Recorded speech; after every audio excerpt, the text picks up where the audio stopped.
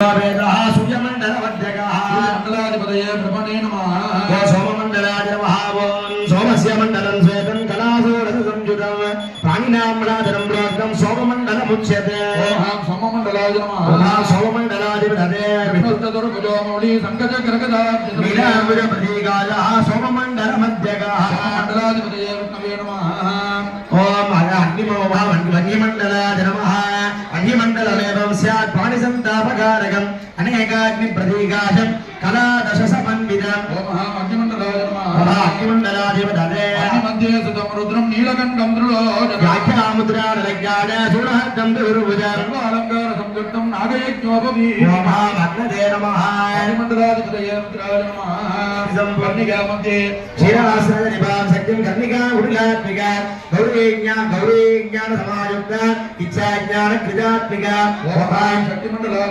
शक्तिमण्डलाधिपतये शक्तियज्ञमण्डलाधीनं ज्ञानयज्ञोपवीतिनं चन्द्रार्धशेखरं दृष्टं शुद्धप्रैकटर्मणं खड्गत्रिशूलबाणाक्ष बाणाभयकरान्वितं कमण्डलधरं देवं वरां मृगधा सिंह गजधर्म परिच्छद शक्तिमण्डलाय नमः ईश्वराय नमः तस्मै निर्मलासनाय नमः भुविलाशक्तये नमः भियाय विलाप्राप्तमेवं व्याप्तिकमाधरं शक्तौ शिवाधरणदाय सूर्यकोटिसमप्रभ भुविलाशक्तये तस्योर्द्वे ओमः वेदनायज्ञाम्बिका समेत सोनीश्वर परशिवासनाय नमः ओम वेदनायज्ञाम्बिका समेत सोनीश्वर परशिवमूर्तये नमः ओम ईशानमूर्तये नमः मूर्धने ओम हे तत्पुरुषविग्रहाय नमः भद्रे ओम अघोरविग्रहाय नमः हृदये ओम वामदेव मुख्याय नमः गाभो ओम सत्योजातमूर्तये नमः पादयो ओम ईशानमूर्ताय नमः ऊर्ध्वमूर्धने ओम तत्पुरुषमूर्तये नमः पूर्वमूर्धने ओम अघोरमूर्ताय नमः दक्षिणमूर्धने ओम वामदेवमूर्तये नमः उत्तरमूर्धने सत्योजातमूर्ताय नमः पश्चिममूर्धने ओम ईशानवक्त्राय नमः ऊर्ध्ववक्त्रे पूर्ववक्त्राय नमः पूर्ववक्त्रे ओम अघोरवक्त्राय नमः दक्षिणवक्त्रे वामदेववक्त्राय नमः उत्तरवक्त्रे ओम सत्योजातवक्त्राय नमः पश्चिमवक्त्रे ओम शान्तिकलाय नमः मूर्धने ओम शान्तिकलाय नमः वक्त्रे ओम विद्याकलाय नमः हृदये ओम विद्याकलाय नमः नाभो ओम निवृत्तिकलाय नमः पादयो ओम ईशान सर्व ओम नमः हृदये ओम नमः वकमण्डले नमः दक्षिणचक्षुः ओम नमः वामचक्षुः ओम नमः दक्षिणकर्णे ओम नमः वामकर्णे ओम नमः दक्षिणकपोले ओम नमः वामकपोले ओम नमः दक्षिणनासापुटे ओम नमः वामनासापुटे ओम नमः ऊर्ध्वे ओम नमः दरोटे ओम नमः ऊर्ध्वदन्तबन्धो ओम नमः दरोण्डबन्धो ओम नमः जिह्वा ओम नमः आस्ये ओम नमः दक्षिणबाहुले ओम नमः दक्षिणभोर्परे ओम नमः दक्षिणमणिबन्धे ओम नमः दक्षिणहस्तदले ओम नमः दक्षिणहस्ताङ्गुल्यके ओम नमः वामबाहो ओम नमः वामोरु वामगोर्परे ओम नमः वाममणिबन्धे ओम नमः वामहस्तदले ओम नमः वामहस्ताङ्गुल्यके ओम नमः दक्षिणपादे ओम नमः दक्षिणोर्मूले ओम नमः दक्षिणजङ्घान ओम नमः दक्षिणजानुनि ओम नमः दक्षिणपादाङ्गुल्यके ओम नमः वामपादे ओम नमः वामोर्मूले ओम नमः वामजानुनि ओम नमः वामजङ्घान ओम नमः वामपादाङ्गुल्यके ओम नमः दक्षिणपार्श्वे ओम नमः वामपार्श्वे ओम नमः पृष्ठे ओम नमः नाभो ओम नमः हृदये ओम नमः हृदये ओम नमः दक्षिणांशे ओम नमः वामांशे ओम नमः स्कन्धे ओम नमः स्कन्धे ओम नमः दक्षिणगर्भे ओम नमः वामदक्षे ओम नमः दक्षिणपाणिपादान्ते ओम नमः वामपाणिपादान्ते ओम नमः हृदयादिमूर्धान्ते ओम नमः हृदयादिपादान्ते इति विन्यस्य पुपे ओम ओम वेदनादिकेऽम्बिका समेत सोलीश्वरशिवाय नमः सर्वाङ्गेषु त्रिन्यस्याग्रे वैपेन्द्रिमा पूजा पूजाते इत्यादिविधाः प्रान्ते मन्त्रसिंहासनस्थितः वात्रं शुद्धस्फटिक संघासं वात्रं सलक्षणान्वितं पद्मासनं पञ्चार्धं प्रतिवक्त्रं नलो लिखितेज्जा विशालाख्यं ज्ञानदं सकलान्वितं धवलेदानवदनं वेदं तत्पुरुषाघोरमुखावेदं रज्ञाभोत्तरवक्त्रकं विद्वेदं वक्तिमादेकं सत्योजातं सुमोक्ति आभावेदिनं शान्तं जटाघट्टं कुमण्डितं कण्ठसैतोनगर्भाङ्गपरं चक्रिगणां दक्षिणेजातमहमेतु नमरं बीजभूरगं नागात्तसूत्रनिलाप्तं विभ्रामं पञ्चभिक्करैः हारगणगणगेरुडैः मुद्रिकाभिरणं कृतं संचिन्त्यमूर्तेरुपरीं कटिवाद्यं भगं कुम्भाकारो भवतेन भावते पदां यदेते ओम वेदनादिकेऽम्बिका समेत सूर्येश्वरशिवाय नमः विद्यादेहाय नमः नेत्रेभ्यो नमः ओम आत्मावान् द्वारजसदे तदश्वेतैरन्वैः साङ्गे दुमद्भिः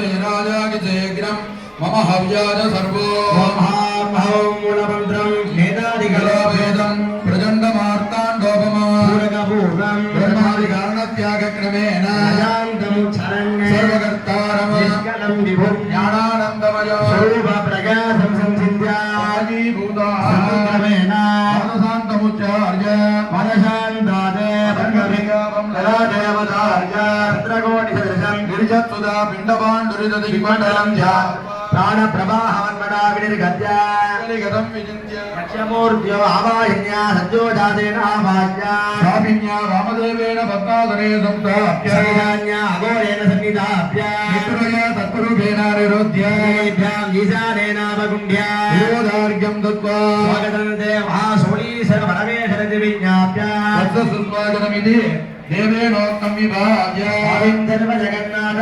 यावत्पूजावधारकम् कामत्वं वैदिभावेन कुबेरस्मिन् सन्निधिर्भवा सुप्रसन्नो भव स्वामिन्ये प्रसीद प्रसीदेति विज्ञाप्य स्वागतार्घ्यं दत्त्वा देवादिगरान् दत्ताने भगवान् नमः ॐ ईं सुरदे नमः ॐ सिगादि नमः ह्रीं कवचाय नमः ॐ नेत्रेभ्यो नमः ॐ सहस्राय नमः उरेण लेखं विदास्तेन संरक्ष्य कवलेनावकुण्ड्या मूलेन रेमुद्रां दर्श्य औहन्तमूलेन महामृतया परमीकृत्य नमो तेन पादयो वाक्यं स्वरां तेन मुखेश्वादमनं स्वाहां तेन शिरसि अर्घ्यं दत्त्वा औहन्तमूलेन रुद्रादुर्वाक्यदादीन् दद्या अभिर्भोद्वतनिर्मजनादीनि श्रवणाङ्गानि विभाव्य योदकबिन्दुना संस्नाप्य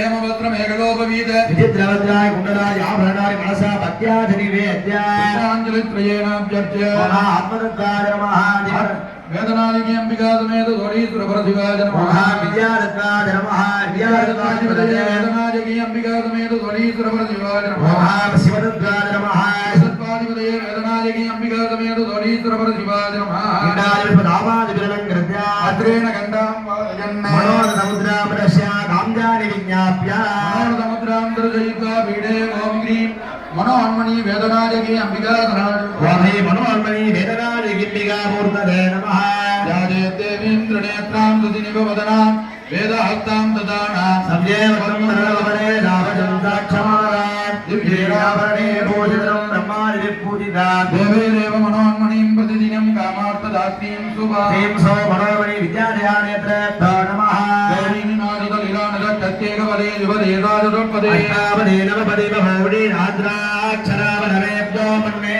मनोन्मणि वेदनादिकी अंबिकायै नमः मूलेना वाक्य आवाहनादिमुद्रान्तं प्रश्यार्घ्यं दत्त्वा रजाङ्गं समभोज्य ओम ईशानमूर्ताय नमः उमाजी नमः ओम नमः गौरी नमः ओम अघोरन्दयाय गंगाजी नमः ओम वामदेव्याय अंबिकायै नमः ओम सत्योजातमूर्तये गणाम्बिकायै नमः ओम साहृदाय वाल्मीकि नमः ओम सुरसेनी नमः ओम सोसिकाय लक्ष्मी नमः ओम अवजाय लक्ष्मी नमः ओम सोनेद्रेभ्य भाजाङ्गी नमः ओम अस्त्राय कामिनी नमः इदमोद्य अर्घयित्वा नयाङ्गमं यज्ञ भोगाङ्गपूजार्थं प्राप्य प्रथमावरणे ओम ईशानमूर्ताय नमः ईशानदेवीन्यस्य ओम दत्पुरुषाय नमः रूपदेवीन्यस्य ओम अघोरन्दयाय नमः दक्षिणदेवीन्यस्य ओम वामदेवगुण्याय नमः दक्षिणदेवीन्यस्य ओम सज्जोजातमूर्तये नमः दक्षिणदेवीन्यस्य ओम नेत्रेभ्यो नमः ईशानस्योत्तरदेवीन्यस्य ओम भरद्राय नमः आग्नेयदेवीन्यस्य ओम सरसे नमः ईशानदेवीन्यस्य ओम सिगायै नमः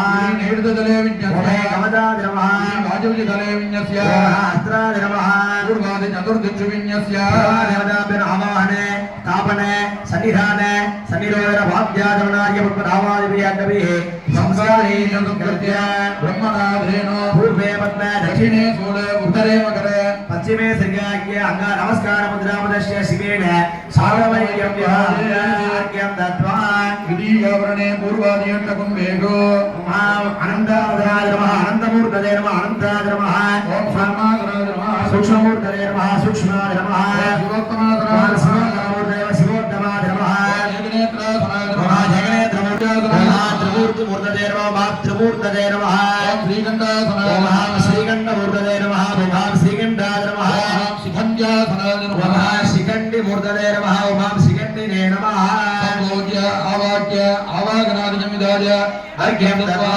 तृतीयावरणे ओम नन्दिने नमः ओम महाकालाय नमः ब्रह्मिने नमः ओम विनायकाय नमः ऋषभाय नमः स्कन्दाय नमः देव्यै नमः ओम चण्डेश्वराय नमः आवाक्यार्घ्यं दत्त्वा त्रिपुरुषाय नमः मित्राय नमः ओम अन्नये नमः यमाय नमः ओम रुणाय नमः नरुदये नमः करुणाय नमः ओम वाजवे नमः सोमाय नमः ओम ईशानाय नमः नमणे नमः ओम विष्णवे नमः अर्घ्यं दत्त्वा पञ्चभावरणे ओम वज्राय नमः शक्तदे नमः ओम दण्डाय नमः खड्गाय नमः वासाय नमः अंकुशाय नमः गदाय नमः त्रिशूलाय नमः रत्नाय नमः चक्राय नमः पूज्यये देगां पंचासर्वंजमावरण देवता विशिष्टाय संगाय दाजुदाय सवागण सशक्ति सपरिवाराय वेदनायकी अंबिका समेत स्वलीसुर शिवाय नमः वाक्य अर्घ्यं दत्त्वा पंचकविजम् अस्त्रेण संप्रोक्ष्य शिवजेनावकृत्य षडुक्तासन पूर्वकं पंचकविज शिवासनाय नमः पंचकवि शिवमूर्तये नमः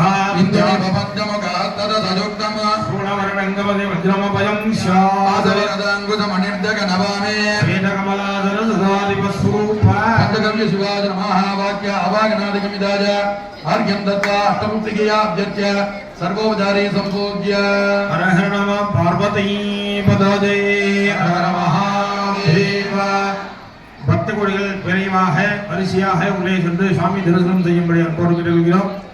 விரைவாக பக்தர்கள் உள்ளே சென்று சாமி தரிசனம் செய்து கொள்ளும்படி அன்போடு கேட்டுக்கொள்கிறோம். ஆத்தியவாசம் ஓம் தோர ததோர் வதோர் வந்தம் தோர தேவார் நான் தோர திஜோர் ரயம் பஜம் தோர்மா வந்தம் தேவானா கிருத்தியம் நமோப்ரதம் துர்பதம் அம்மகேதம் தேவாய நமோதயம் துர்மங்க கமாகா நித்யம் காசுதா சம்மை காமாத்ரா ஹேகு விசேஷாயோ மாத்ரா பஜாமி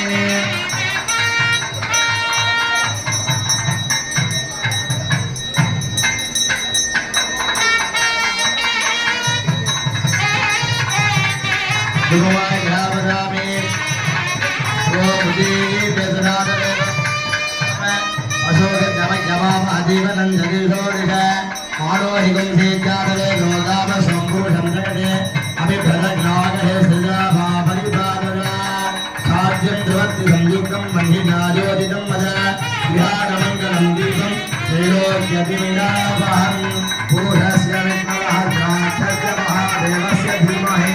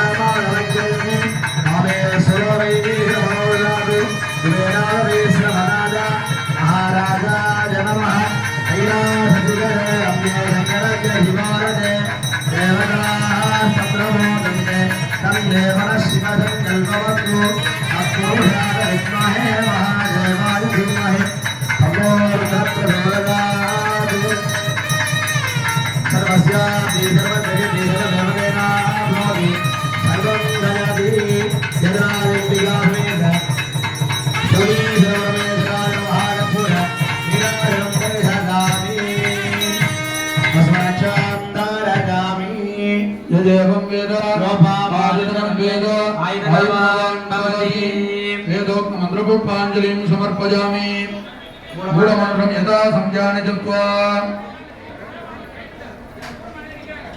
अर्घ्यपात्राम्बसा स्वाहान्तेन समर्प्य प्रार्थ्य देवदेव जगन्नाथ जगदानन्दकारण अग्निकार्य प्रवृत्तो मणिज्ञां देहि मे प्रभो इति प्रार्थयेत् हर हर नमः पार्वती पदये हर महादेव தென்னாடுடைய சிவனே போற்றி எண்ணாற்றவர்க்கும் இறைவா போற்றி எல்லாம் அல்ல நமது பெருந்துறை வேதநாயகி அம்பிகா சமேத சோழீஸ்வர பெருமானின் தனிப்பெரும் கருணையினாலே நமது ஆலயத்திலே விசேகமான முறையிலே சிவாகம முறையிலான பூஜைகள் நடைபெற்று வருகின்றது. எல்லாரும் கொஞ்சம் அமைதியா இருக்கணும். ஒவ்வொரு மாதங்களும் ஒவ்வொரு அபிஷேகங்கள் சிறப்பாக சொல்லப்பட்டிருக்கு வேத சாஸ்திர இதிகாச புராணங்கள்ல. அவ்வாறாக மார்கழி மாதத்துல விரத கம்பளம் சுவாமிக்கு வந்து குளிரும். நமக்கு எப்படி இந்த உடலுக்குள்ள ஜீவனுக்கு வந்து பாத்தீங்கன்னா ஆன்மாவுக்கு வந்து எந்த விதமான கட்ட நஷ்டங்களும் கிடையாது. ஆனா இந்த உடலுக்கு கவலைகள் உண்டு. அவசர அவசரமா சாப்பிட்டுட்டு வண்டியில கிளம்பிடுவோம். கொஞ்ச தூரம் போனோம்னா பசிக்கும். இன்னும் 2 தோசை சாப்பிட்டுருக்கலாமோன்னு தோணும்.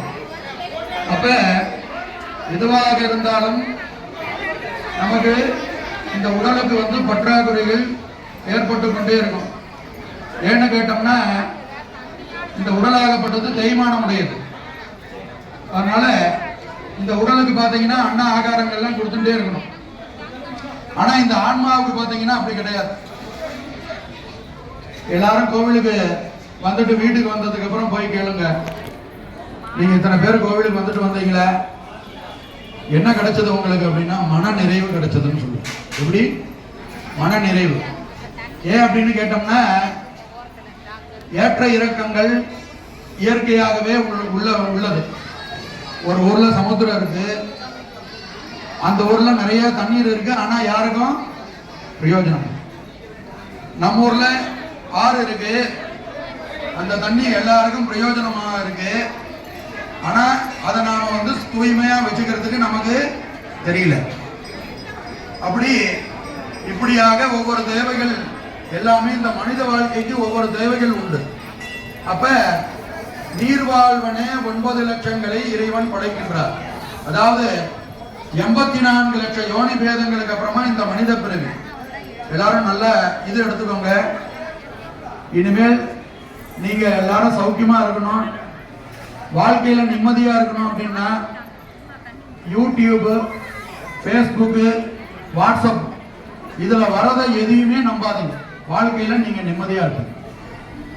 இதுல வரதெல்லாம் பாத்தீங்கன்னா மனிதனை வந்து எப்படி பைத்தியக்காரன் ஆகிறது அப்படிங்கிறது தான் இதெல்லாம். அதுல எல்லாமே கொடுத்துருக்கு. நாமெல்லாம் நம்ம பெரியவங்க எல்லாம் தெளிவா நமக்கு எல்லாம் சொல்லி கொடுத்துருக்கு. 84 லட்சம் யோனி பேதங்களுக்கு அப்புறமாக 4 லட்சம் பிறவி மனித பிறவி. எத்தனை பிறவி? 4 லட்சம் பிறவி மனித பிறவியில நாம எவ்வளவு புண்ணியம் செய்யறோமோ அவ்வளோக்கு அவ்வளோ இந்த மனித பிறவி குறைஞ்சுட்டே வரும். இது எத்தனாவது பிறவின்னு தெரியாது. இப்ப நாம பிறந்திருக்கிற பிறவி எத்தனாவது பிறவின்னு தெரியாது. அப்ப இந்த மனிதனுக்கு எதுக்கு 4 லட்சம் பிறவி? மனிதனுக்கு தான் 6 அறிவு. மனிதனுக்கு 6 அறிவு இல்ல, ஒரே ஒரு பிறவி போறாதா? எதுக்கு 4 லட்சம் பிறவி? இந்த 4 லட்சம் பிறவி எதுக்குன்னா காமம், குரோதம், லோபம், மோகம், மதம், மாத்சரியம் இது எல்லாமே நமக்கு இந்த உடலுக்கு உண்டு. அப்ப இந்த உடல் என்ன பண்ணும் அப்படின்னா பசிங்கிறது எப்படி நான் சொன்னனோ அதே மாதிரி ஒரு பொருளை பார்த்தா ஆசையை தூண்டும். நகையை பார்த்தாலோ, ஒரு உடையை பார்த்தாலோ, ஒரு வாகனங்களை பார்த்தாலோ, இந்த வாகனம் நம்ம கிட்ட இருந்தா வேகமா போலாமே, நமக்கு வசதி இல்லையே, கடவுள் நமக்கு நல்ல ஒரு வாழ்க்கையை கொடுத்தாருன்னா என்ன வேண்டிக்கிறோம்? எல்லாரும் சொல்லுங்க. கடவுள் நமக்கு நல்ல ஒரு வாழ்க்கையை கொடுத்தாருன்னா வேண்டிக்கிறோமா? அப்ப நல்ல ஒரு வாழ்க்கைன்னா என்ன? மறுபடியும் பிறக்கணும்னு தான் நாம எல்லாரும் ஒவ்வொருத்தரும் வேண்டிக்கிறோம் இல்லையா? அப்ப இந்த வாழ்க்கையில இதெல்லாம் கொடுத்தாருன்னா பரவாயில்லான்னு வேண்டிட்டா பரவாயில்ல. நாம என்ன வேண்டிக்கிறோம்?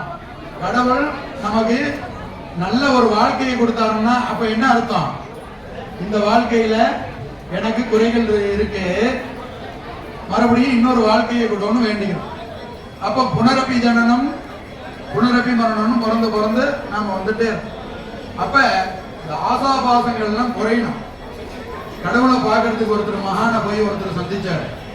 கடவுளை போய் பார்க்கணும், கடவுளை பார்க்கறதுக்கு ஒரு வழி சொல்லுங்க அப்படின்னு. உன்னுடைய ஆசைகள்லாம் எழுதிட்டு வாங்கினார். ஒரு பெரிய பேப்பர் கொடுத்தார். அவர் பாட்டுக்கு காலையில் இந்த உணவு வேணும், இவ்வளோ உடை வேணும், இந்த ஆபரணங்கள்லாம் வேணும், இந்த வண்டி வேணும், இந்த வாகனம் வேணும், இத்தனை ஏக்கர்ல நிலம் வேணும்னு இப்படி நிறைய பெரிய பேப்பர் நிறைய எழுதிட்டு மறுபடியும் பரீட்சை எழுதுற மாதிரி பத்தலைங்கிற பேப்பர் கேட்குற மாதிரி மறுபடியும் போனார். இன்னும் கொஞ்சம் பேப்பர் பெருசாக கொடுத்துருந்தா இன்னும் நிறைய எழுதி பக்கத்துல கூட கேட்டு எழுதிருக்கலாம். நிறைய பேர் பிரதோஷத்துக்கு வருவாங்க. பிரதோஷ காலத்துல சிவ தரிசனம் மட்டுமே புண்ணியத்தை செய்யணும். நந்தி காதுல போய் ஏதோ சொல்லுவார், நீண்ட நேரமா சொல்லிட்டு இருப்பார். என்னன்னு பார்த்தோம்னா ஒருத்தர் போய் கவனிச்சேன், ரொம்ப பெரிய நம்பரா சொல்லிட்டு இருக்காரு. என்னன்னு அக்கௌண்ட் நம்பர் சொல்லிட்டு இருக்காரு. அவர் அப்படியே நந்திக்கு நம்பர்னு தெரிஞ்சாலும் 5ஆம் நம்பருக்கு மேல தெரியாது. அவரு பஞ்சாட்சர ஜபங்கள் பண்ணிட்டு இருக்காரு சதா காலமும். ஓம் நம சிவாய, வேதம் நான்கினும் மெய்ப்பொருளாவது நாதம் நாமம் நம சிவாயவே அப்படிங்கிற பஞ்சாட்சர மந்திரத்தை ஜபம் பண்ணிட்டு இருக்கும் பொழுது நாம தூங்குற காதுல வந்து யாராவது ஏதாவது சொன்னா நமக்கு எவ்வளவு கோபம் வரும் இல்லையா? அவரு காதை புடிச்சு புடிச்சு எல்லாரும் ஏதோ சொல்லிட்டே இருக்கீங்களே, அவருக்கு எவ்வளவு கோபம் வரும் இல்லையா? நந்தியை தொடக்கூடாது. ஏன் அப்படின்னு கேட்டோம்னா, அதாவது யாராக இருந்தாலும் அர்ச்சகசிய பிரபாவேன, கோவிலுக்குள்ள எங்களுக்கே என்ன ஒரு உரிமைன்னா, சுவாமி அபிஷேக காலங்கள்ல சுவாமி சீடரா மாறிடுவார். நல்லா கவனிங்க, அபிஷேகம் முடிஞ்ச உடனே இவர் சீடரா மாறி வெளியில வந்துருவார். யாரு? ஆச்சாரியர். உள்ள போகக்கூடாது. அபிஷேகம் பண்ற வரைக்கும், சுவாமிக்கு அபிஷேகம் பண்ணி அலங்காரம் பண்ணி பண்ற வரைக்கும் சுவாமி என்ன பண்ணுவார்னா விக்கிரகத்துக்குள்ள இருந்து ஆச்சாரியனுடைய பாவத்துக்கு வந்துருவார். அபிஷேக அலங்காரம்லாம் பண்ணதுக்கு அப்புறம் இப்ப பாத்தீங்கன்னா பூஜை பண்ணும்போது அப்படியே 2 பூ எடுத்து நேரம் வச்சு இப்படி கலசத்துல போகும். கவனிச்சீங்களா? அப்ப சுவாமி எங்க இருக்கார்? உள்ளத்துக்குள்ள வந்துறார். மறுபடியும் அந்த விக்கிரகம் சுத்தமாயிடுத்து. மறுபடியும் சுவாமி என்ன பண்றோம், நீங்க விக்கிரகத்துக்கு போயிடுதோ அப்படின்னு சொன்னோம்னா சுவாமி அங்க வந்துடுறாரு. அதுக்கப்புறமா சுவாமியை போய் தொடவே கூடாது. யாரு? அர்ச்சகரே தொடக்கூடாது. தள்ளி நின்றுதான் தீபாவளி பண்ணணும். யாராவது ஒருத்தர் லேட்டா வருவார், அவளுக்கு காலையில நேரத்துல வர முடியாது, அவளுக்கு வேற வேலை கொடுத்துருக்காரு சுவாமி. அதனால அவளுக்கு அர்ச்சனை பண்ணுவார். அர்ச்சனை பண்ணி அவள் கொடுக்குற பூவை பாதத்திலேயோ இல்ல மறுகால பூஜைக்காக ஓரமா வச்சிருவார். வச்சுட்டு தீபாவளி பண்ணிட்டு வருவார். இதுதான் அர்ச்சகருக்கே விதிக்கப்பட்ட விதி. அப்ப நாம சாமான்யமா நாம வந்து என்ன பண்றோம், ஸ்கூலுக்கு போயிட்டு அப்படியே வரோம், ஆபீஸுக்கு போயிட்டு அப்படியே வரோம், அந்த உடையை கூட மாத்துறது கிடையாது. இங்க நாம என்ன வரோம், எதுக்காக வந்திருக்கோம்? வழிபாட்டுக்கு வரோம். வழிபாட்டுக்கு வரும்போது எப்படி வரணும்? வழிபாட்டுக்கு உரிய முறையில வரணுமா இல்லையா? வழிபாட்டுக்குன்னு உடைய, வழிபாட்டுக்கு உண்டான உடையை அணிஞ்சிடணும், ருத்ராட்சம் போட்டுக்கணும், விபூதி வச்சுக்கணும். இந்த இதெல்லாம் நாம ஃபாலோ பண்றதே இல்லையா? நமக்கு வேற வேலை கொடுத்துருக்காரு சுவாமி. அப்ப அந்த வேலையை முடிச்சுட்டு நாம வரோம். இங்க ஒருத்தருக்கு வேற வேலை கொடுத்துருக்காரு, அந்த வேலையை அவ பார்த்துட்டு இருக்கா. நாம என்ன பண்ணணும்? அவளுக்கு ஏதாவது உபகாரமா திரவியங்கள் வாங்கிட்டு வந்து கொடுக்கலாம். திரவியங்கள் வாங்கிட்டு வந்து கொடுத்தா பூஜை நேரத்துல பயன்படுத்திப்பா. அப்ப திரவியோபகாரம் பண்றதுக்காக தான் நாம கோயிலுக்கு வரோம். எதுக்கு வரோம்? இன்னைக்கு அன்னாபிஷேகம். எத்தனை பேர் அரிசி வாங்கிட்டு வந்து கொடுத்தோம்? கொடுத்தோமா இல்லையா? நிறைய பேர் மறந்துட்டோம், தெரியல. அப்ப அன்னாபிஷேகத்தன்னைக்கு சுவாமிக்கு வந்து இந்த பச்சரிசி சாதத்தினால அங்க அபிஷேகம் பண்ணி அந்த அன்ன வடிவத்துல சுவாமி இன்னைக்கு காட்சி கொடுப்பார். அந்நன்னிந்தியாது எத்தனையோ ஜீவராசிகள் இருக்கு. எல்லா ஜீவராசிகளுக்கும் பசிங்கிற ஒண்ண கொடுத்திருக்காரு கடவுள். அந்த பசிக்கு உணவு அளிப்பது யாருன்னு போய் 33 கோடி தேவர்களும் போய் சுவாமி கிட்ட முறையீடு பண்றார். சுவாமி 84 லட்சம் யோனி பேதங்களை நீங்க கொடுத்துட்டேல, அதுல ஒவ்வொருத்தருக்கும் எப்படி மோட்ச கதியை கொடுக்கறது? ஒவ்வொரு ஜீவனுக்கும் பத்திர முப்பாதிகள்லாம் ஓரறிவு, நாம கொண்டு வந்திருக்க மலர்கள், வில்வ இலை, இதெல்லாம் ஓரறிவு இல்லையா? அப்ப இந்த பசுமாடு, ஊர்வனை, இதெல்லாம் ஐந்தறிவு. இதெல்லாம் என்ன பண்றது? இதெல்லாம் இப்படி மோட்சத்துக்கு போறது அப்படின்னு கேட்டோம். அந்த மோட்சத்துக்கு போறதுக்கு ஒரு வழியை சொல்லுங்க அப்படின்னா, அப்ப இந்த ஓரறிவு ஜீவன்கள்லாம் எப்ப வந்து சிவகதியை அடைகின்றதோ, எப்படி எப்ப வந்து சிவகதியை அடைகின்றதோ அதுக்கு பிறவி கிடையாது. பிறவி மோட்சத்தை நான் கொடுக்குறேன், ஆகமத்துல சொல்றது. அப்ப ஓரறிவு, ஈரறிவு, மூன்றறிவு, நான்கறிவு, ஐந்தறிவு, ஆறறிவு. மனிதனுக்கு எதுக்கு ஆறறிவு? மனிதனுக்கு எதுக்கு ஆறறிவு? இந்த 5 அறிவையும் நல்ல முறையில பயன்படுத்துறதுக்கு தான் மனிதனுக்கு 6வது அறிவு. இதே மோட்சத்துக்கு இதெல்லாம் இந்த வழியில நாமளும் பிறந்திருக்கோம். நாமளும் ஓரறிவு இப்படியே பிறந்து 5வது அறிவுக்கு மறுபடியும் 6வது அறிவுல மனித பிறவியில 4 லட்சம் பிறவிகள் உண்டு. அந்த 4 லட்சம் பிறவிகள்ல நமக்கு சாமி வந்து நல்ல சரீரத்தை கொடுத்துருக்காரு இல்லையா?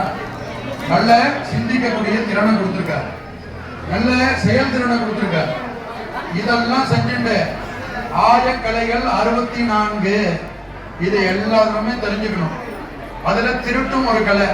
எப்படி திருடணும்? திருடணும்னா பொருளை திருடக்கூடிய தேன் பூண்டு இருக்கு.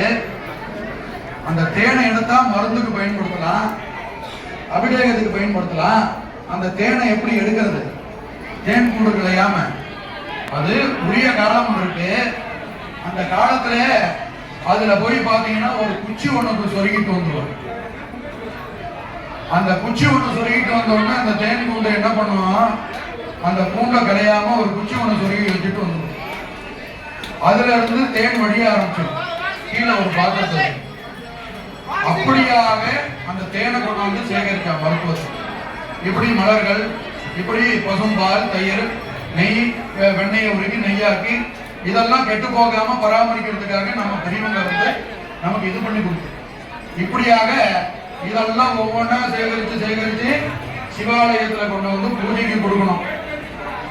இன்னைக்கு அண்ணாபிஷேகத்தை அன்னைக்கு தான் சுவாமி வந்து எல்லா ஜீவனுக்கும் அன்னம் பாலிக்கிறார். அன்னம் பாலிக்கும் தெல்லை சிற்றம்பலம்னு சொல்றோம் இல்லையா? அப்ப இந்த ஜலஜா நவலட்சந்தோ நீர்வாழ்வோட 9 லட்சத்துக்கு சுவாமி வந்து இன்னைக்கு மோட்சம் கொடுக்கிறார். அப்ப அந்த அண்ணாபிஷேகம் பண்ணி மேல பாத்தீங்கன்னா சிவன் பக்கத்துல ஒரு அன்னலிங்கம் மேல பண்ணி வச்சிருப்பார். அந்த லிங்கத்தை அன்னத்தை கலைச்ச உடனே அந்த அன்னத்தை வந்து பிரசாதத்துல கலந்து எல்லாருக்கும் பிரசாதமா கொடுத்து அந்த அன்னலிங்கத்தை எடுத்துட்டு போய் நீர்நிலைகள், எங்க பக்கத்துல நீர்நிலை, குளம், குட்டை, கிணறு இந்த மாதிரி என்ன இருக்கோ அந்த நீர்நிலையில கொண்டு போய் அந்த அன்னத்தை சேர்க்கிறது. அந்த அன்னம் வந்து என்ன ஆகுது அப்படின்னு கேட்டோம்னா அந்த ஜீவனுங்களுக்கெல்லாம் உணவாக மாறுது. அப்ப நமக்கு என்ன கிடைக்குது?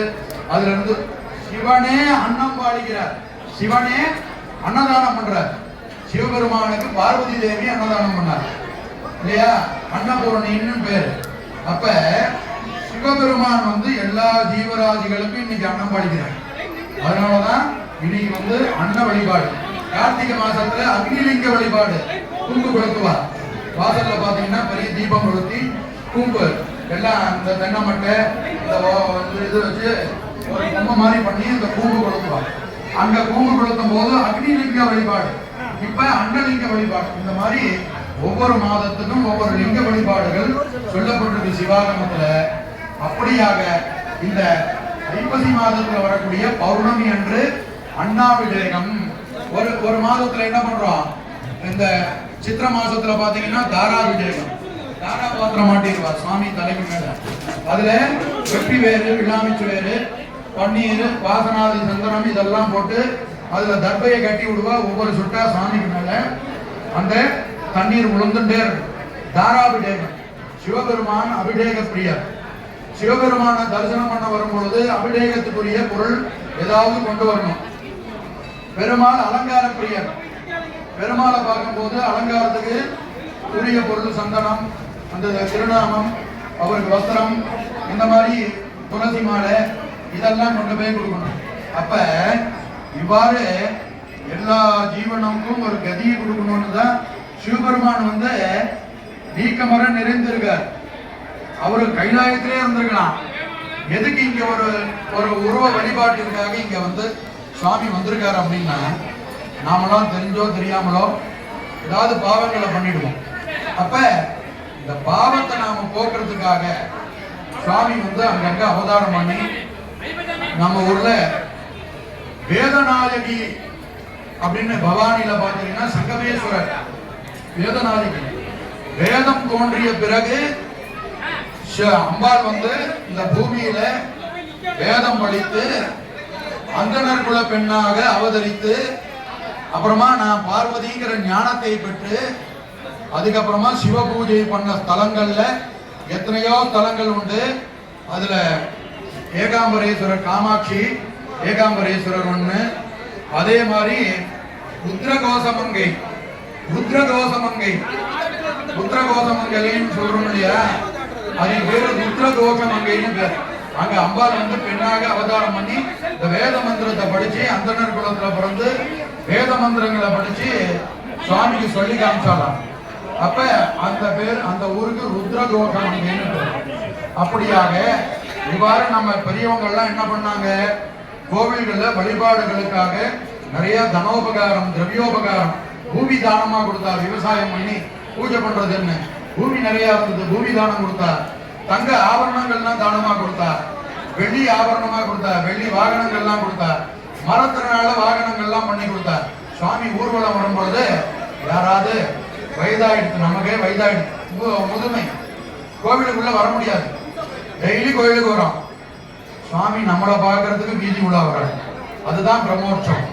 பிரம்மோற்சவம்னா நிறைய பேர் நினைச்சுக்கிறார் ஏதோ பிரம்மோற்சவம் பண்ணா என்ன அங்க நிறைய வருமானம் வருது, கோவிலுக்கு நல்லா வசூல் ஆகுது அப்படின்னு. அப்படி கிடையாது.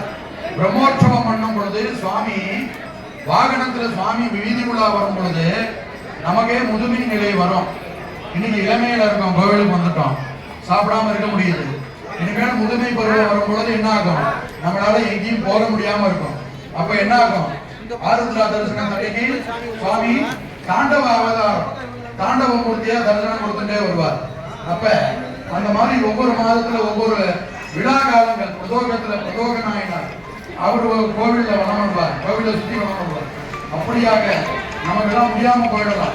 அப்ப சுவாமி நாம தரிசனம் பண்ணணும் அப்படிங்கிறதுக்காக தான் சுவாமி வந்து வீதி விழாக்கள்ல வரார். அப்ப வீதி விழாக்கள்ல வரும் பொழுது நாம தரிசனம் பண்ற மாத்திரத்துல நம்மளுடைய பாவங்கள் எல்லாம் போகும். இப்படியாக தொன்று தொட்டு நம்ம பெரியவங்க எல்லாம் பண்ணிட்டு வந்ததுதான் இந்த ஆகம சம்பந்தமான ஆலய வழிபாடு.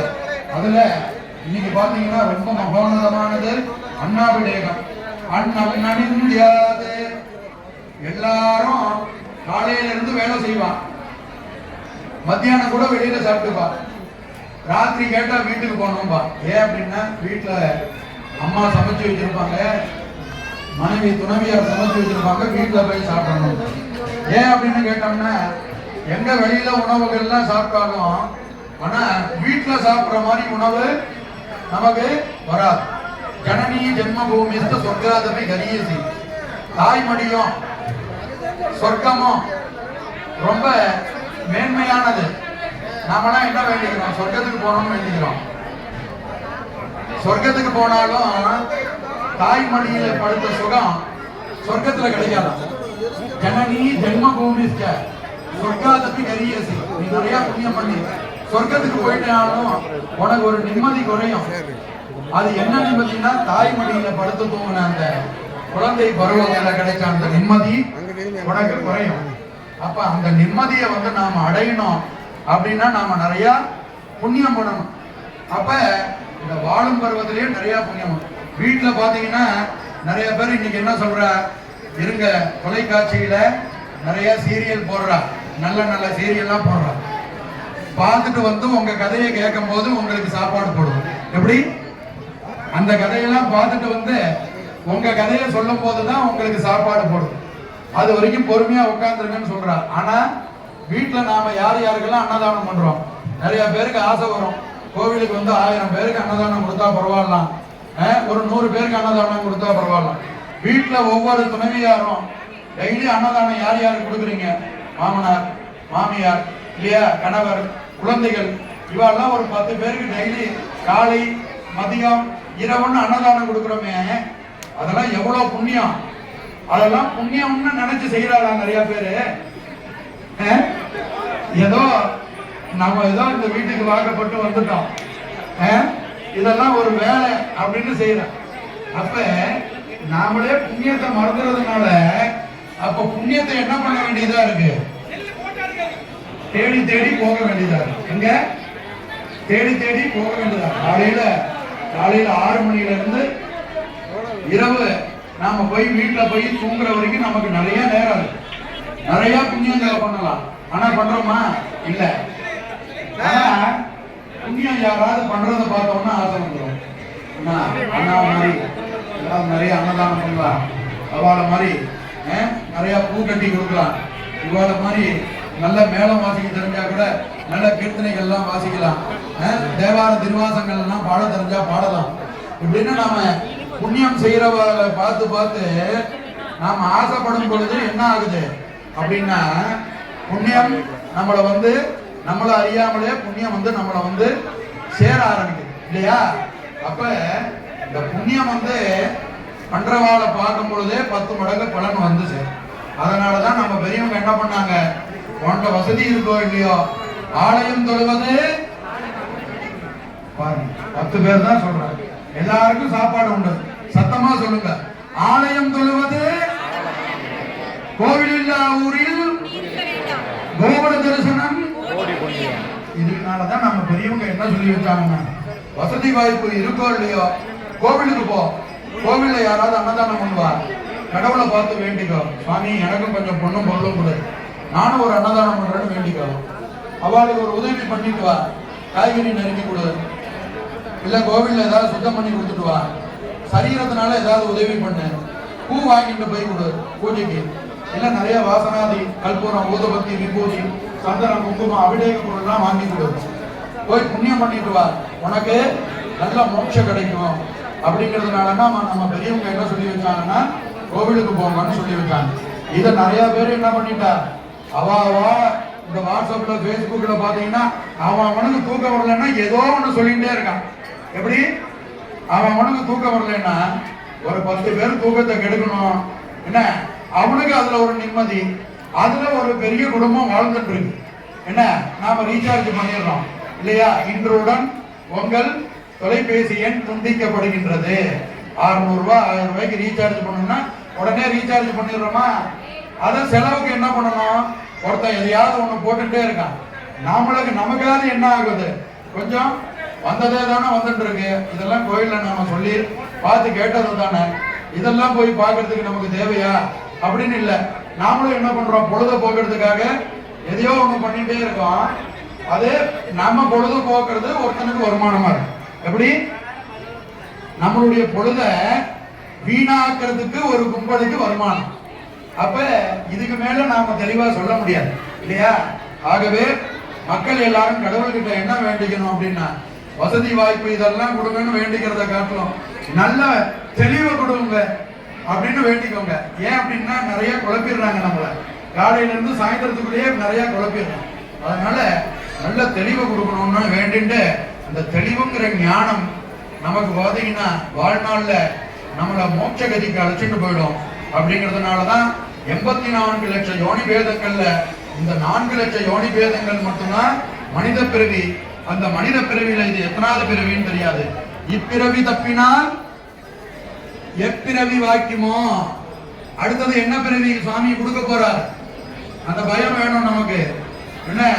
2024 அப்புறமா இருந்தா மனித பிறவி பரவாயில்ல, திடீர்னு கொரோனாக்கு முன்னாடி கொடுத்துட்டாருன்னு வச்சுக்கோங்க, மனித பிறவிய கஷ்டமா போயிடும். அதனால இப்பிறவி தப்பினால் எப்பிறவி வாக்கியமோ, இறைவா ஒண்ணு எனக்கு நல்ல மோட்சத்தை கொடுத்துடு, மறுபடியும் பிறவியே வேண்டாம், உன் கூட சேர்ந்துக்கிறேன், இல்லையா நல்ல பிறவியா கொடு, நல்ல மனிதநேயம் உள்ள இடத்துல வாழ்க்கையை கொடு அப்படின்னு சொல்லி நல்லா வேண்டிப்போம்.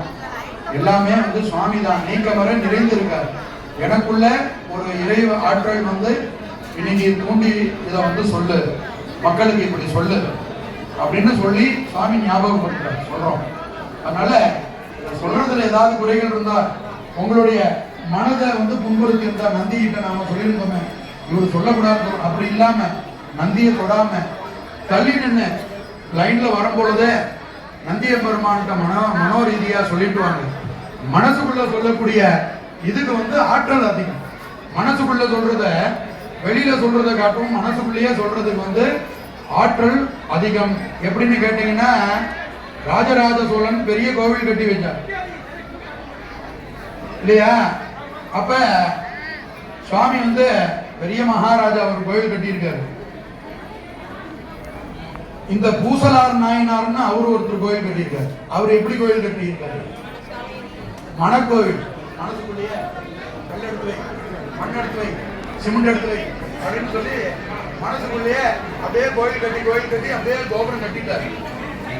பெரிய மகாராஜா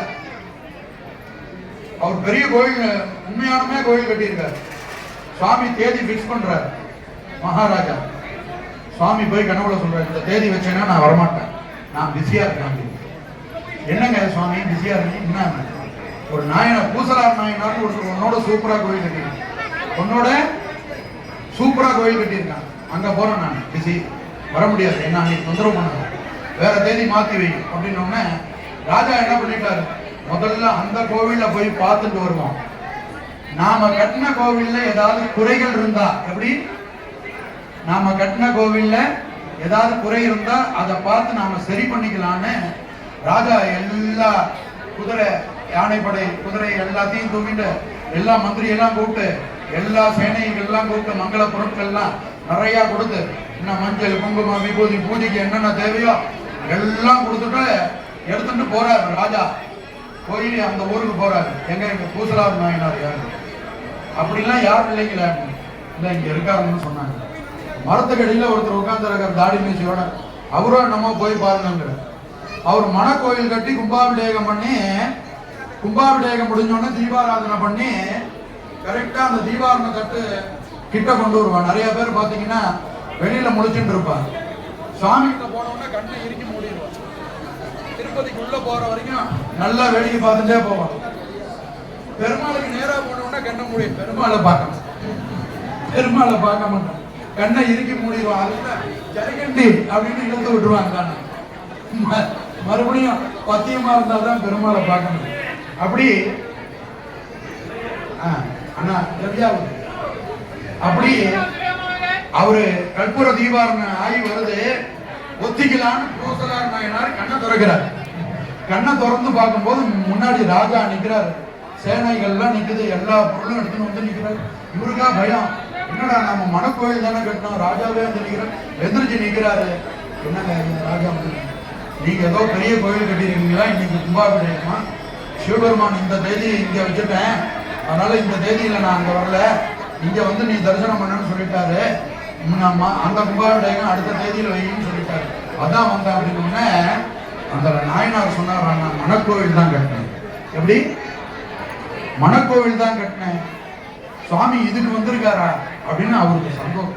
அந்த மாதிரி தவ வாழ்க்கைக்கு தான் மகிழ்த்துவம். நிறைய வசதி வாய்ப்பு, ஆபரணங்கள், பெரிய கார்ல போறது, விமானம், அதெல்லாம் கடவுளுக்கு இல்லை. நல்ல தபஸ்வியா இருக்கணும், நல்ல தவம் பண்ணணும்.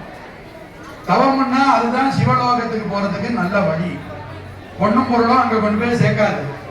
அதனால நல்ல தவத்தை பண்ணணும். சிவபெருமான மனதார வழிபாடு பண்ணுங்க. மாதாந்திரத்துல பிரதோஷம், கிருத்திகை, பௌர்ணமி, சஷ்டி, அமாவாசை, பௌர்ணமி, என்னென்ன வழிபாடுகள். அடுத்தது கார்த்திகை சோமவாரம், சுவாமிக்கு சங்காபிஷேகங்கள்லாம் பண்ணுவோம் எல்லா சிவாலயத்திலையும். அந்த மாதிரி 108 சங்குநாள அபிஷேகங்கள், பூஜைகள், இதெல்லாம் நல்லா நடக்கும். இதெல்லாம் நாம புண்ணியம் செய்வாருக்கு பூ உண்டு, நீர் உண்டு. நமக்கு உள்ள கோயிலுக்குள்ள வந்தா என்ன கொடுக்கிறார்? நெத்தி நிறைய திருநூறு கொடுக்கிறார். கொஞ்சம் சுவாமி மேல இருக்கிற வில்வத்தையோ மலரையோ எடுத்து கொடுக்கிறார். என்ன என்ன சொல்லுது சித்தாந்தம், சைவ சித்தாந்தம்? புண்ணியம் செய்வாருக்கு பூ உண்டு, நீர் உண்டு. ஆகவே இதை நல்லா பயன்படுத்திட்டு இந்த மாதங்கள் முழுவதும் வழிபாட்டுக்குரிய மாதம் கார்த்திகை மாதமும் மார்கழி மாதங்களும் தவறாது ஆலயங்களுக்கு சென்று வழிபாடு பண்ணி சிவபெருமானுடைய அனுகிரகத்தை எல்லாரும் அடையணும்னு பிரார்த்தனை பண்ணிக்கிறோம். எல்லாருக்கும் பாத்தீங்கன்னா சுவாமி இன்னைக்கு ஒரு பெரிய மகத்துவத்தை கொடுத்திருக்காரு. அதனால வேத பாராயணத்தோட வேதநாயகி அம்பாள் சாகராக திகழக்கூடிய சோழீஸ்வர சுவாமிக்கு இப்பொழுது வேத பாராயணத்தோடு ஸ்ரீருத்ரம் அப்படிங்கிற மந்திரத்தோடு இந்த திரவிய யாகங்கள் நடைபெற்று பூர்ணாகுதி மூலமந்திர யாகங்கள் சுவாமிக்கு கலச ஆவாகனம் இதெல்லாம் சொல்ல வேண்டாம்.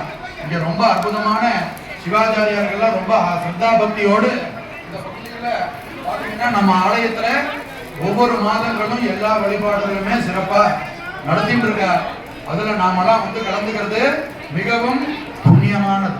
ஆகவே எல்லாரும் நல்லா சுவாமியை பிரார்த்தனை பண்ணிட்டு இந்த அபிஷேக பொருள்லாம் உள்ள போய் சுவாமி மேல பட்ட மாத்திரத்திலேயே நமக்கு எல்லாம் புண்ணியம் வந்துடும். ஆகவே இங்க பூஜைய உள்ள தரிசனம் பண்ணவா அடுத்த பூஜைக்கு உள்ள போறவாளுக்கு விட்டு கொடுத்துருங்க. இங்க யாகத்தை தரிசனம் பண்ணவா இதோட இந்த கலசாபிஷேகம் பண்ணும்போது உள்ள தரிசனம் பண்ணலையே அப்படின்னு நினைக்க கூடாது. சுவாமியை வந்து நாளைக்கு பார்த்தாலும் சுவாமி எக்ஸ்கியூஸ் மீ நேற்று வர முடியல கொஞ்சம் உள்ள கூட்டமா இருந்தது அப்படின்னு சொன்னா அவருக்கு எல்லா லாங்குவேஜும் புரியும். இனிமேல் இங்கிலீஷ்ல தான் பேசணும்னு நான் முடிவு பண்ணிட்டேன். அதனால எக்ஸ்கியூஸ் மீ சுவாமி நேற்று வந்தா ரொம்ப கவுண்டர் ரொம்ப பிஸியா இருந்தது, என்ன என்னால உள்ள போக முடியல, அதனால வெளியில இருந்தே கும்பிட்டுட்டு போயிட்டேன், எனக்கு இன்னைக்கு இந்த தரிசனத்தை கொடுங்கன்னு கேட்டீங்கன்னா என்ன நகீரன் அருணகிரிநாதர் இந்த மாதிரி பெரிய மகான்கள் எல்லாம் பாத்தீங்கன்னா சிவபெருமான மனதார தியானம் பண்ணவன இருந்த இடத்துலயே காட்சி கொடுக்கும். அருணகிரிநாதர் என்ன பண்ணார்னா திருச்செந்தூருக்கு போயிட்டாரு. ஆருத்ரா தரிசனத்தன்னைக்கு சிதம்பரத்தை மறந்துட்டு அங்க போயிட்டாராம். இன்னைக்கு ஆருத்ரா தரிசனங்கிறது மறந்துட்டு சரி முருகனுக்கு ஒரு பாட்டை பாடுவோம். திருப்புகள்ல ஒரு பாட்டை பாடுறாரு. பாடின உடனே முருகர் சிவனாக அங்க தாண்டவம் ஆடினார். முருகப்பெருமான் சிவபெருமானாக திருச்செந்தூர்ல தாண்டவம் ஆடி அவருக்கு காட்சி கொடுத்தார். அந்த மாதிரி நமக்கு மனசுல பக்திங்கிறது இருந்துட்டா சுவாமி எல்லா நாளும் கல்யாண காட்சி கொடுக்க அவர் தயாரா இருப்பார். ஆகவே எல்லா லாங்குவேஜும் அவருக்கு புரியும். அப்ப நல்லா பிரார்த்தனை பண்ணிப்போம். இந்த பிரார்த்தனைங்கிறதுக்கு மொழி கிடையாது, அதையும் பார்த்துக்கோங்க. பிரார்த்தனை எந்த மொழியில பண்றதுன்னு யாரும் போய் தேடிடாதீங்க. பிரார்த்தனைங்கிறது மனம் உருகுதல், மனம் ஒழுகுதல், மனம் ஒழுகுதல், அதுக்கு பேர் தான் பிரார்த்தனைன்னு பேர். ஆகவே டிசிப்ளின் அதுக்கு பேர் தான் பிரார்த்தனைன்னு பேரு. மனித ஒழுக்கம் அதுக்கு பேர் தான் பிரார்த்தனைன்னு பேரு. ஆகவே நாம பக்தி மார்க்கமா சுவாமிய பிரார்த்தனை பண்ணிப்போம். அந்த ருத்ரஜமக பாராயணத்தோடு இந்த ஹோமமாகப்பட்டது நிறைவு பெறும். தொடர்ந்து இந்த திரவியங்களும் இந்த கலசங்களும் சுவாமிக்கு அபிஷேகம் பண்ணி எல்லாருக்கும் முடிஞ்ச அங்க இருந்து சுவாமி சன்னிதானத்துல இருந்து எல்லாருக்கும் விபூதி பிரசாதம் கொடுப்பா. எல்லாரும் நமச்சிவாய வேதம் நான்கினும் மெய்ப்பொருளாவது நாதன் நாமம் நமசிவாயவே அப்படின்னு சொல்லக்கூடிய உலக ரகசியமான மந்திரத்தை எல்லாரும் மனதுக்குள்ள நிறுத்தி நல்லா பிரார்த்தனை பண்ணிப்போம். ஹர நம பார்வதீபதே.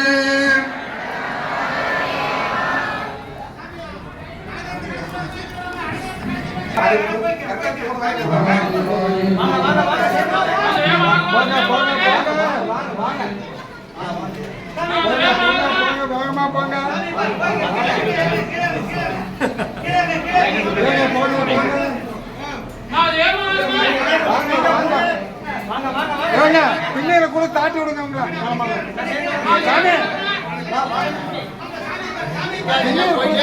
பேசிட்டு இருக்காங்க. வாங்க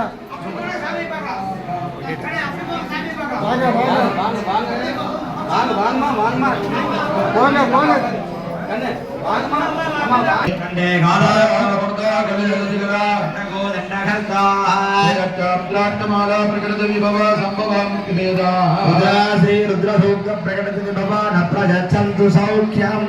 ஓம் சந்தமே மஜந்தமே பிரஜந்தமே நகாமத்தமே காமத்தமே சௌமனஜந்தமே பத்ரந்தமே ஸ்ரேஜஸ்தமே வஷ்யஸ்தமே யசஸ்தமே பகந்தமே திரவிணந்தமே யந்தாதமே தந்தாதமே கிரமத்தமே திருதித்தமே விஸ்வந்தமே மஹத்தமே சம்பித்தமே ஞாத்ரந்தமே தூத்தமே பிரதூத்தமே தீரந்தமே அன்போடு கேட்டுக்கொள்ளப்படுகிறார்கள்.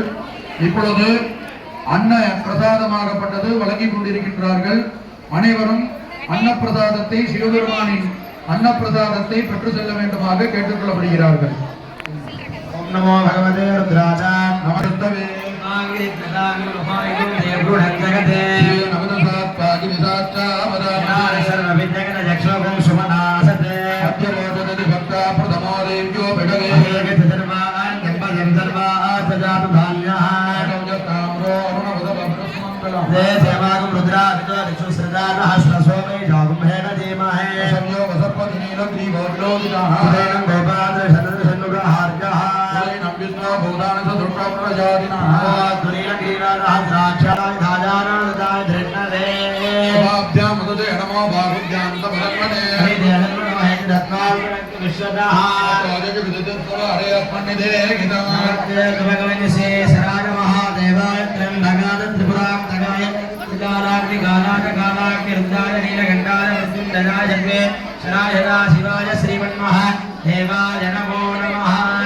இப்போது யாகத்தின் நிறைவாக பூர்ணாகுதி நடைபெறுகின்றது. ஓம் நமோ விரண்யபாகவே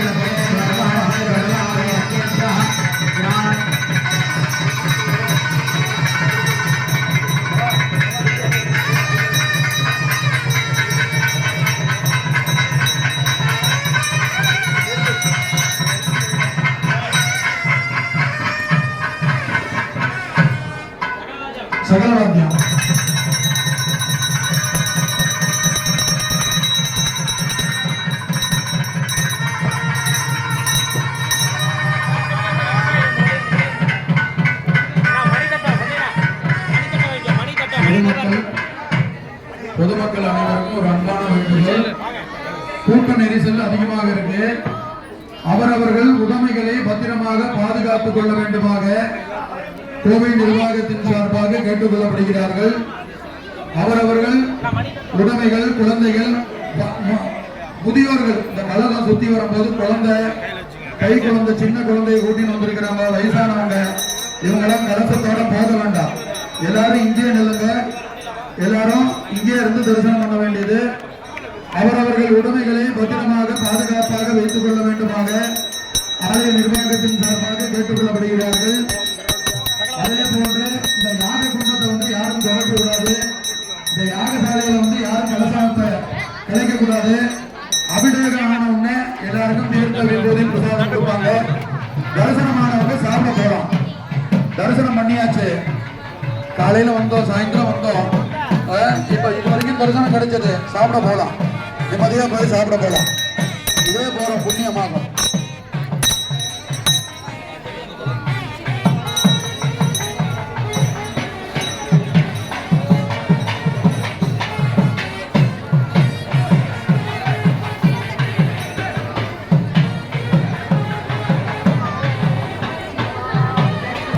நாம அன்னதானம் சாப்பிட்டோம்னா எப்படி ஓட முடியாதோ, போட்டிருக்கிற பொருள்லாம் செரிமானம் ஆகணும் சுவாமிக்கு. அது வரைக்கும் யாரும் விளைக்க கூடாது, தொடக்கூடாது. எல்லாரும் தூரமா நின்று தரிசனம் பண்ணலாம், தப்பு இல்லை. பார்த்தாலே போறோம். ஏன்னா இன்னைக்கு சுகர் வந்ததுனால எல்லாரும் ஸ்வீட்டு பலகாரத்தெல்லாம் பார்க்கறதோட நிறுத்திக்கிறோம் இல்லையா? சுகர் பிரஷர்லாம் வந்ததுனால அந்த மாதிரி சில இடங்கள்ல தரிசனமே நமக்கெல்லாம் மன நிறைவு கொடுக்கணும் அப்படின்னு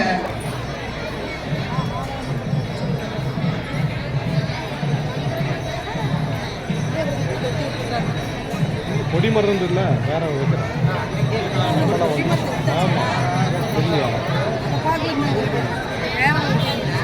வேற மரமெல்லாம் எடுத்துட்டு வச்சு 2.5 லட்சம்.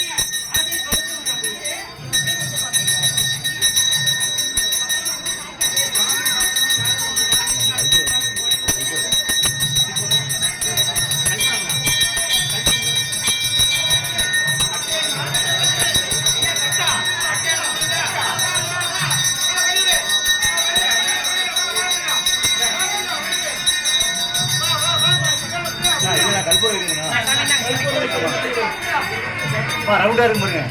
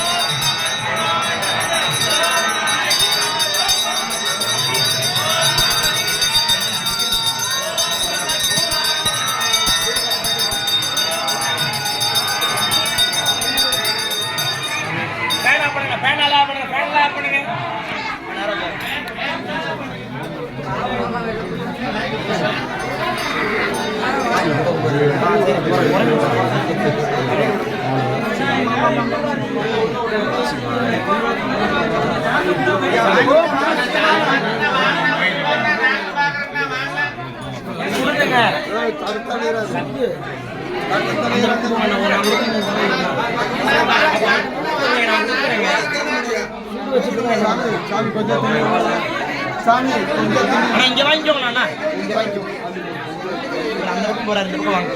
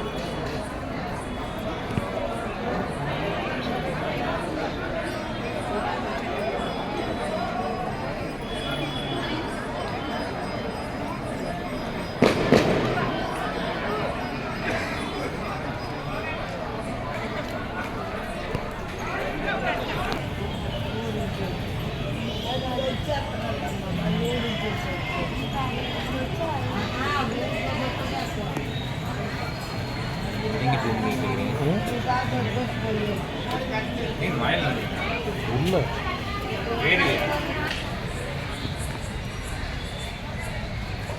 லேட்டாவா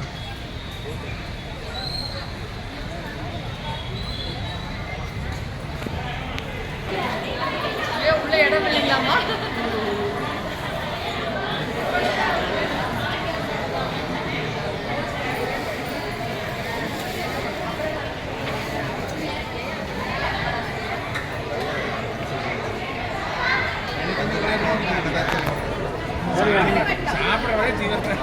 சாப்பாடு இப்ப இங்க இருக்கிறதானா?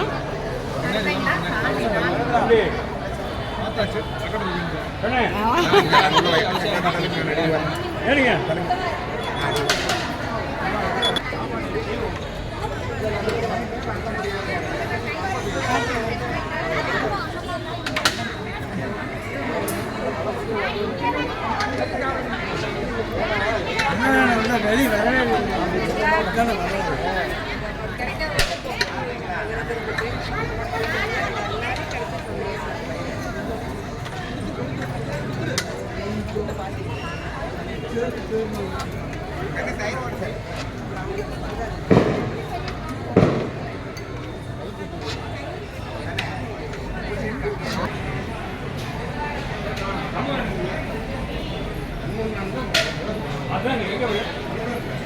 சரி